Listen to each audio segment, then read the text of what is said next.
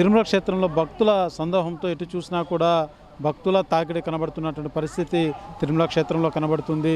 గడిచిన 2 రోజులుగా కూడా తిరుమల క్షేత్రంలో భక్తుల సంఖ్య అన్నది అధిక సంఖ్యలో కనబడుతున్నటువంటి పరిస్థితి. తిరుమల క్షేత్రంలోని కంపార్ట్మెంట్లు అన్నీ కూడా పూర్తిగా నిండిపోయి క్యూ లైన్లన్నీ కూడా నిండి అవుట్ లైను నడుస్తున్నటువంటి పరిస్థితులు తిరుమల క్షేత్రంలో నెలకొన్నాయని చెప్పాలి. ఇప్పటికే 18 గంటల నుంచి 17 గంటల టైం వరకు స్వామివారి దర్శనాన్ని పట్టేటువంటి పరిస్థితులు కూడా ఉన్నాయని చెప్పాలి. అయితే క్యూ లైన్లో ఉన్నటువంటి భక్తులు కావచ్చు, షెడ్లో ఉన్నటువంటి భక్తులు కావచ్చు, ఎటువంటి ఇబ్బందులు లేకుండా వారికి అన్నపానీయాలు అందించడం కానీ ప్రతిదీ కూడా టీటీడీ ఎటువంటి ఇబ్బందులు లేకుండా మాత్రం పూర్తి స్థాయిలో ఏర్పాటు చేయనటువంటి పరిస్థితి మాత్రం నెలకొందని చెప్పాలి. అదే రకంగా తిరుపతిలోని శ్రీవారి మెట్ల వద్ద వెళ్ళేటువంటి భక్తుల సంఖ్య కూడా గణనీయంగా పెరిగింది.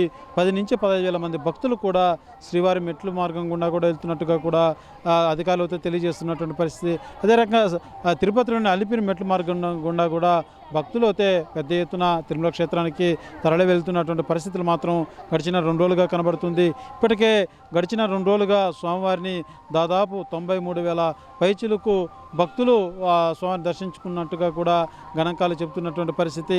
అయితే ఈ వేసవి సెలవు ముగుస్తున్నటువంటి పరిస్థితులు, అందులో ఇటు విద్యార్థులు కావచ్చు, తల్లిదండ్రులు కావచ్చు, స్వామివారికి ఏదైతే ఆ మొక్కులు చెల్లించుకునేందుకు అధిక సంఖ్యలో ఒక్కసారిగా సాధారణ భక్తులు, ఇటు విద్యార్థులు వాళ్ళ పేరెంట్స్తో పాటు స్వామివారికి మొక్కులు చెల్లించుకుని పెద్ద ఎత్తున మాత్రం తిరుమల క్షేత్రానికి వస్తున్నటువంటి పరిస్థితులు నెలకొన్నాయని చెప్పాలి. అయితే తిరుమల క్షేత్రంలో మాత్రం ఎక్కడ చూసినా కూడా భక్త సందోహంతో కలకల్లాడుతుంది తిరుమల క్షేత్రం అని చెప్పాలి.